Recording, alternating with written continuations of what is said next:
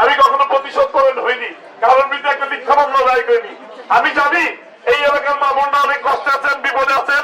এই এলাকায় গ্যাস নেই, পানি নেই, বিদ্যুৎ নেই, নাগরিক সুযোগ সুবিধা থেকে মানুষ বঞ্চিত হচ্ছে। আপনারা জানেন যে এলাকার মানুষ কেন নাগরিক সুযোগ সুবিধা থেকে বঞ্চিত হচ্ছে? আপনার ট্যাক্সের, খাজনাদের, বিদ্যুতের বিল দেন, গ্যাসের বিদ্যুৎ বিল দেন, তারপরে কেন বঞ্চিত হচ্ছেন? একজন সৎ যোগ্য নেতার অভাবে কিন্তু আপনারা বারবার বঞ্চিত হচ্ছেন। যদি সৎ যোগ্য একজন নেতা থাকতো তাহলে আপনাদের অধিকারগুলি নিয়ে কথা বলতো। ইনশাআল্লাহ আপনাদের কথা দিয়ে যাচ্ছি, আল্লাহর ভয়ে, আল্লাহর সন্তুষ্টিতে আপনাদের হকগুলো নষ্ট করবো না ইনশাআল্লাহ। আমি যদি আপনাদের হক নষ্ট না করি তবে কিন্তু এলাকার উন্নয়ন হবে, সমাজ সেবা হবে। আপনারা আমার জন্য দোয়া করবেন। আমি একজন নির্যাতিত মানুষ, মজলুম মানুষ, ইনশাআল্লাহ আপনাদের পাশে থাকি থাকবো। জয় পরাজয় যাই হোক না কেন আপনারা আমার জন্য দোয়া করবেন। আমার মার্কা ফুটবল মার্কা। যদি আপনাদেরকে মনে হয় আমি একজন ভালো মানুষ, সৎ মানুষ, তবে আপনারা আমাকে ভোট দিয়ে না হলে ভোট দেওয়ার দরকার নেই। ভোট হলো পবিত্র আমানত। এই আমানত সম্পর্কে কিন্তু আল্লাহর কাছে সবাইকে জবাবদিহি করতে হবে। আল্লাহ কিন্তু সবাইকে জিজ্ঞাসা করবে যে নেতৃত্ব নির্বাচন করার ক্ষেত্রে তোমরা কেমন নেতা নির্বাচন করেছো, এই কথা কিন্তু সবাইকে উত্তর দিতে হবে।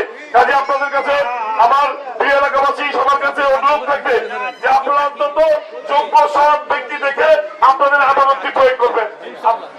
আমি ইনশাআল্লাহ কথা দিচ্ছি, আপনার আল্লাহর ভয়ে সংসদে গিয়ে যদি সংসদে যেতে পারি, হকের কথা বলবো, ন্যায়ের কথা বলবো, ইনসাফের কথা বলবো ইনশাআল্লাহ। আল্লাহ সুবিধার দিন কায়েমের জন্য ন্যায়ের কথা বলবো ইনশাআল্লাহ। আপনারা আমার জন্য দোয়া করবেন। আমার মার্কা ফুটবল মার্কা, আমার মার্কা ফুটবল মার্কা। সারা জীবন ন্যায়ের জন্য লড়াই করেছি, অত্যাচারিত হয়েছি, জুলুমের শিকার হয়েছি, প্রায় 10 বছরের মধ্যে কারাবরণ করেছি। আমার পরিবারের বিরুদ্ধে 550 শতাধিক মিথ্যা মামলা।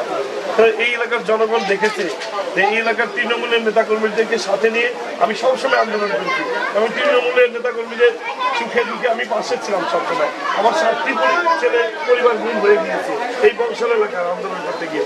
আমার আপন ভাতিজাও আছে এখানে। তো আমার প্রতি সাধারণ মানুষের একটু স্বীকৃতি আছে, ভালোবাসা আছে। আমি এই এলাকা ছেড়ে কোথাও যাইনি, আন্দোলন ছিলাম, জেল জুলুম খেটেছি, নির্যাতিত হয়েছি, এলাকার মধ্যেই ছিলাম। তার কারণে এলাকার সুখে দুঃখে মানুষদের পাশে ছিলাম। এই জন্য এলাকাবাসী আমাকে আপন করে নিয়েছে। আমি ইনশাল্লাহ এলাকাবাসীর পাশে থেকে তাদের জীবন মান উন্নয়নের জন্য, এতদিন রাজপথে ছিলাম, এখন উন্নয়নের জন্য ওদের পাশে থেকে ইনশাল্লাহ কাজ করে যাবো।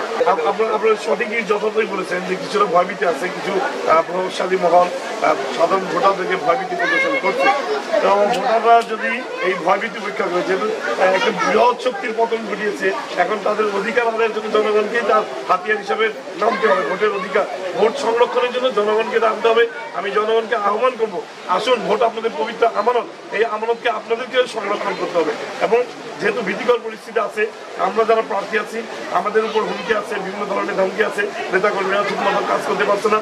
আমাদের 2টি অফিস আমরা উদ্বোধন করে দিয়েছিলাম, সেখানে সে হুমকি দামকি দিয়ে গেছে।